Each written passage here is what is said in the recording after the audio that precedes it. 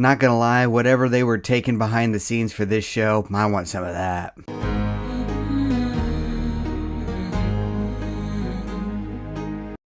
What the hell is that? Of course, but maybe. I am so confused. Greetings, fellow mortals. Just a reminder, saying it's just my opinion is for cowards. If you want a test to see whether or not you will like Dandadan, all you need to do is listen to the intro song on a loop. My introduction to Dandadan came because I was having a low energy cardio day at the gym. I was looking up different movie and show clips in order to motivate myself, and Dandadan's intro got recommended to me. The first time I watched it on the step climber, I was like, what in the hell is this? By the fifth time, my opinion shifted from I don't like this to I like this a lot, and eventually when we got to the 10th replay, I was like, oh yeah, I fuck with this. And that's eventually how I felt with the show itself. At first, I wasn't particularly all that into it. Something was a little off-putting and weird, but it grew on me really quick. The beautiful, quirky, and sometimes disturbing artwork clicks with the beautiful animation, the hip-hop inspired music, and the characters that just grab on you to make something that's very unique. There is nothing quite like Dandadan. It is definitely unique, and that's its biggest strength, but also its biggest weakness. If you let me gobble your dung. Who the f starts a conversation like that? I just sat down. In a lot of ways, I think the first episode of the anime and the first chapter of the manga, because you know, it's the same exact story, is the greatest example of gatekeeping from the start that I have ever seen. Even things like Game of Thrones, Berserk, and Jobless Reincarnation, and no, I'm not going to say the Japanese title because I will definitely get that wrong no matter how hard I try, all ease you into the weirdness. Not to say that there aren't any weird concepts or ideas at the very start, but you have to admit it takes a few steps into the hallway from the front door before you realize how messed up everything actually is. In contrast, Dandadan meets you at the front door wearing a clown mask and throwing confetti in your face. In terms of darkness and creepiness, I have read and watched a lot worse, but I can definitely say that nothing introduced its quirks quite so early as Dandadan. The story literally begins with one of the main characters, Momo, getting harassed by her soon-to-be ex-boyfriend. She then reveals that she has a bit of an obsession with her celebrity crush. She then protects the second main character from a bunch of bullies, but then yells at him for talking to her about aliens. Meanwhile, she was just moving and jerking around the screen at all times, and I couldn't help but think, man, I really like this character. Same thing with the second main protagonist, Okarun. He's very shy most of the time, but when he's around Momo, her absurdity just brings out a different side to him. But the sheer brassness of the characters, their weird movements, and the odd visuals could be off-putting to some, along with the clashing of genres. There are a ton of people out there that don't like when fantasy and sci-fi clash, and Dandadan introduces both aliens and ghosts in the same exact episode. In fact, the characters daring each other to face the things that they don't believe in is the entire plot of the story, along with both of them being SA'd at the very start. It's a bold strategy, Cotton. Let's see if it pays off for him.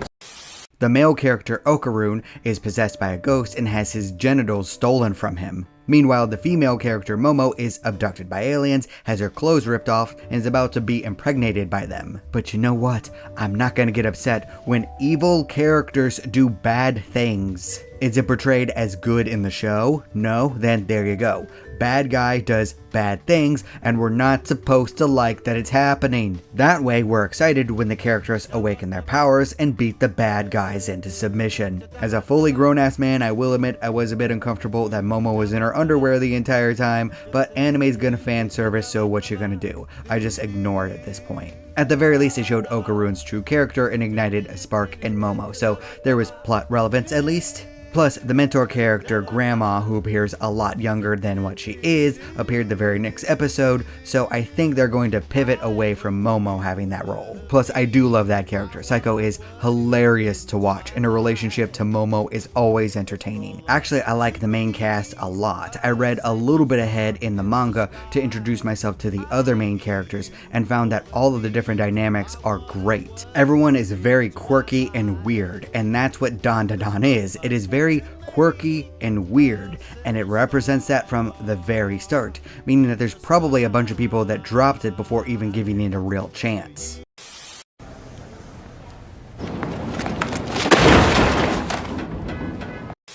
And that's what I mean when I say that Dandadan gatekeeps itself from the very start. It never hides the fact that it is very, very weird. It presents what it is to you, and you either like it or you don't. It is not going to change for you, and you know what? I respect it. It is what it is. The creator made what he wanted to make, and it's really good. If you haven't read anything that I ever wrote, I do kind of like when sci-fi meets fantasy, not gonna lie. And Dandadan does a great job of explaining the rules and why things are connected. Although, like with most cases of this, the fantasy aspect does tend to overrule the sci-fi aspect of it. And the occult and supernatural alter the setting to make it a little bit more than just your average city. So the weird lore of sci-fi meeting with fantasy becomes the setting. And based off the 20 or so chapters that I've read, the plot is basically the characters' decisions and the consequences. Meaning the visuals, the characters, the setting, and the plot are all firing on all cylinders to make something very unique and very interesting. It kind of reminds me of a fusion of Mob Psycho 100 and Chainsaw Man,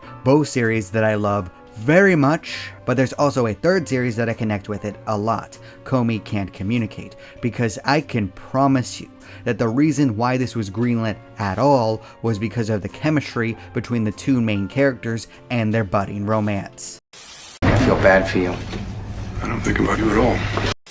Not gonna say that romance is my favorite genre in the world. The only one I really like is Comey Can't Communicate because it just clicks with me for some reason, but still, I can admit that that genre is firing at all cylinders right now. At least in Japan. I can't say anything about it in America because my wife can't find anything that she likes right now. But there are two things that you can't deny. Shippers are going to ship, and the will they won't they dynamic makes a ton of money. But despite everything, the weird, quirky characters, the fantasy meet sci-fi world, and the unusual but well-defined powers, the main driving force of Dandadan is the relationship between Momo and Okarun. This is 100% a romance story disguised as a weird, quirky fantasy battle manga. This is 100% the creator's fantasy of a giant nerd and a punk fashion girl falling in love, which is very unusual because it's one of the most common romance tropes in manga. But Dandadan is surrounded by such weirdness and such defined characters that it feels very unique. You can feel dozens of different stories inspiring Dandadan,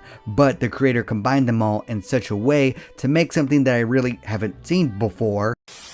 Whoa, whoa, whoa, whoa, whoa.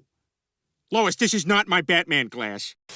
I have been completely pulled in and am fully invested, but it is a weird show to recommend because of how it gatekeeps itself. The first chapter is a masterclass of pushing people away. If you can think of a concept, in not only manga but in most storytelling, that will push people away, it's in that first chapter. Dandadan is screaming to the world, this is what I am, you either like it or you hate it. I don't want to hear you complain, I don't want to hear you demand me change anything.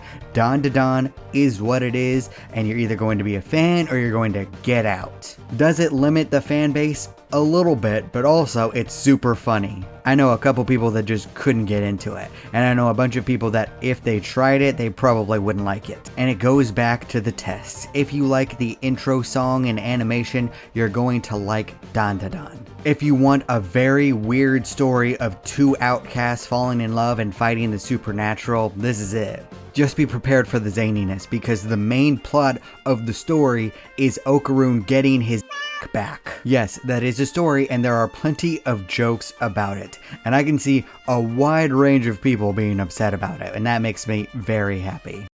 Hello? I love you.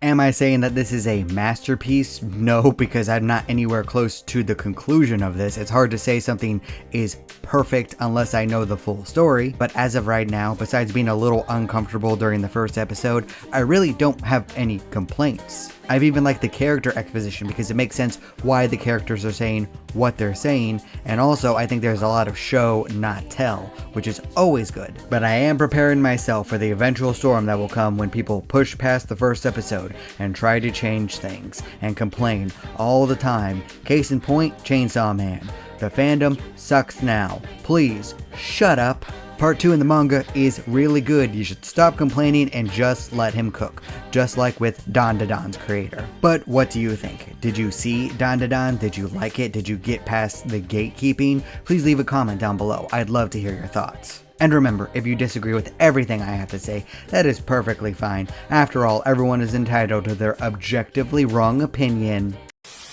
Brilliant! Thank you all so much for watching. You're still here? Good night, everybody. Thank you. You bye. Boom. Do not despair.